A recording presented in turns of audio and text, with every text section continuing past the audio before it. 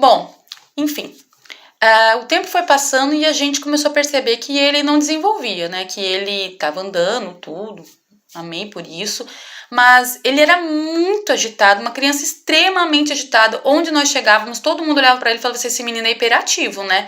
E na época nós até achávamos que era isso que ele tinha, que ele era uma criança hiperativa. Não hiperativa no sentido de, fulano é muito agitado, mas hiperativo mesmo em questão de transtorno, como TDAH.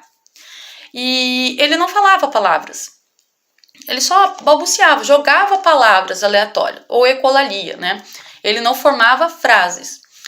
E o tempo passando e a gente percebendo, tem alguma coisa. E eu me lembro que um dia, do nada, ele já tinha mais de 3 anos de idade, eu me lembro, foi até uma situação engraçada, mas ele já tinha quase 4 anos, entre 3 anos e meio, mais ou menos, e quase 4 anos. Eu me lembro que ele apontou alguma coisa, ele pediu alguma coisa de alguma forma, porque ele apontou, ele gesticulou, fez alguma coisa, não me lembro muito bem, pedindo, falando alguma coisa, né? Querendo falar alguma coisa. E eu disse que não ia dar, não ia fazer, também não me lembro o que era, mas eu lembro que naquele momento ele tirou a chupetinha e falou assim, então você vai ser pesa. E quando você for pesa, as pessoas vão perguntar, cadê sua mãe? E eu vou falar, tá pesa. Então não só ele teve a capacidade de organizar essas palavras, articular e promover uma fala, uma frase completa, quanto teve coerência, entre aspas, né, a frase dele. Porque, logicamente, eu não ia ser presa porque estava negando por alguma coisa, mas teve coerência, assim, você vai ser presa e quando alguém me perguntar, eu vou falar, tá presa. Quando alguém perguntar, cadê sua mãe? Tá presa. Então, teve coerência, teve uma sequência de fatos naquele pensamento dele, naquela ideia dele. Então, isso acontece muito com muitos autistas. Não falam nada, falam apenas palavras aleatórias, balbucia, e de repente, do nada, pode começar a tá falando. Enfim, aí ele começou a se comunicar, começou uma fala verbalmente, se comunicar verbalmente, mas agitação, da mesma maneira, já havíamos percebido que ele tinha alergias e intolerâncias alimentares, né? Inclusive até a caseína, né? A proteína do leite de vaca. Ele chegou a ir para o hospital e ficar internado várias e várias vezes por estar com hemorragia intestinal, né? Algumas vezes por conta, sim, do leite, da proteína do leite, e outras vezes por conta de alimentos que nós não fazemos ideia. E esses alimentos com leite, nós já sabíamos que ele tinha essa intolerância, achávamos que era apenas uma intolerância, então nós não dávamos nada com leite de vaca para ele.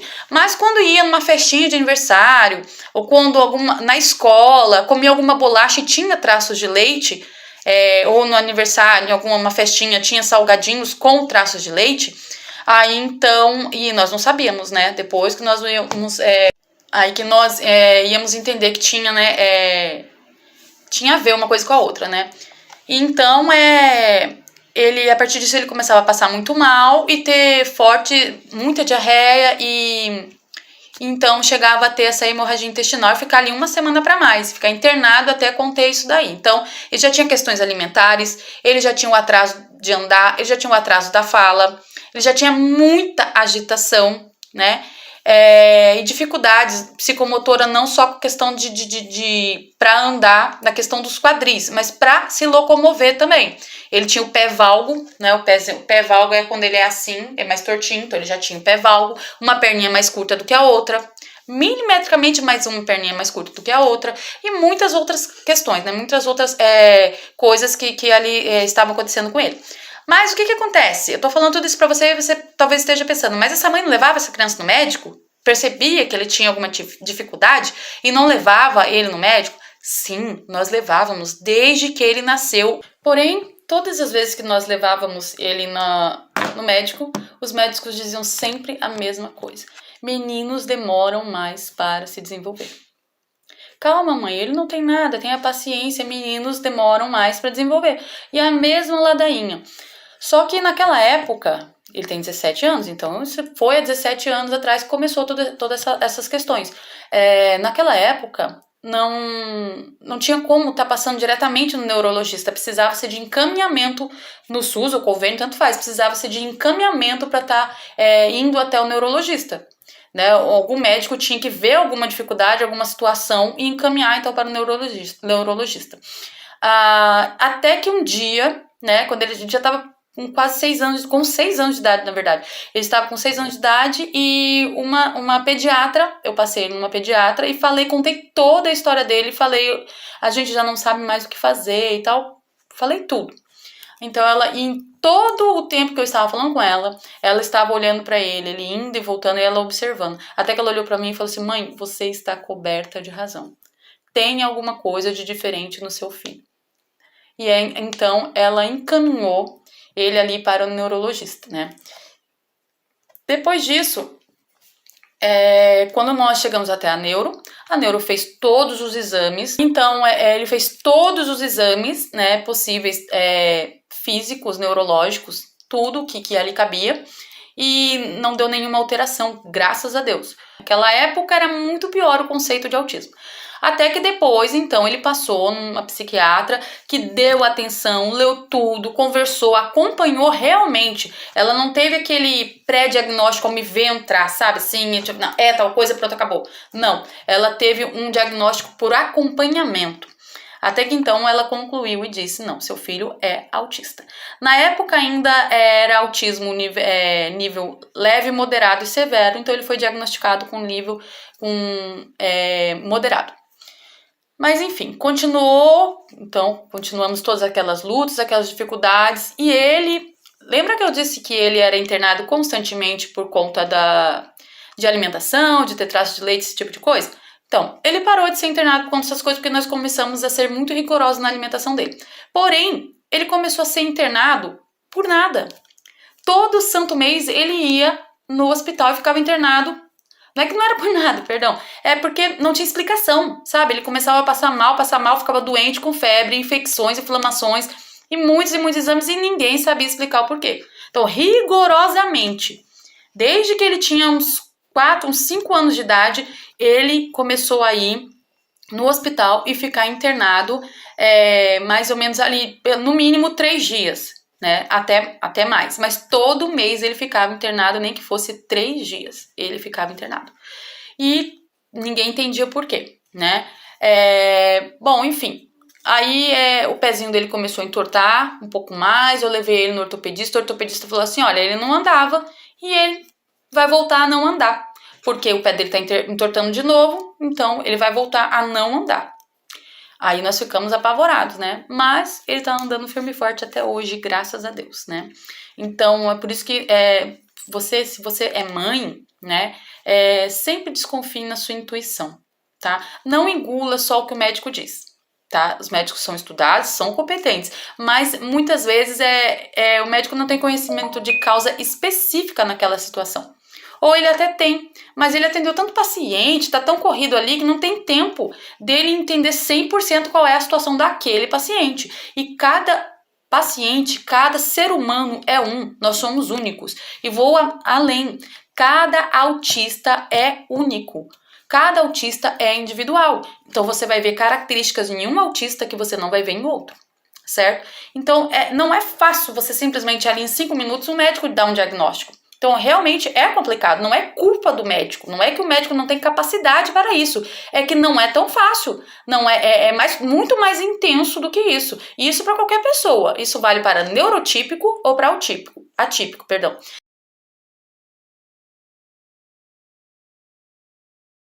Meu filho mais novo, quando nasceu, ele já nasceu com uma dificuldade, ele já nasceu com luxação dos quadris, né? E o médico falou que ele não ia andar muito cedo, se andasse ia ter muitas dificuldades, né? Porque a luxação dos quadris, ela é assim. Está o fêmur, né? E aqui é o quadril. O nosso quadril, ele é assim, certo? O fêmur e o quadril, ele é fechado para segurar o fêmur. Quem tem luxação nos quadris nasce com essa situação, né? Com essa questão, é como se estivesse assim, certo? Tá aberto. Então pode abrir, pode escapar o fêmur, vamos dizer assim, a qualquer momento, certo? Maneira, grosso modo dizendo, tá? Então, meu filho, ele nasceu assim. Então, se ele fosse andar, corria o risco dele quebrar a perna de maneira fácil, certo? Ter muitas dores no local e assim por diante.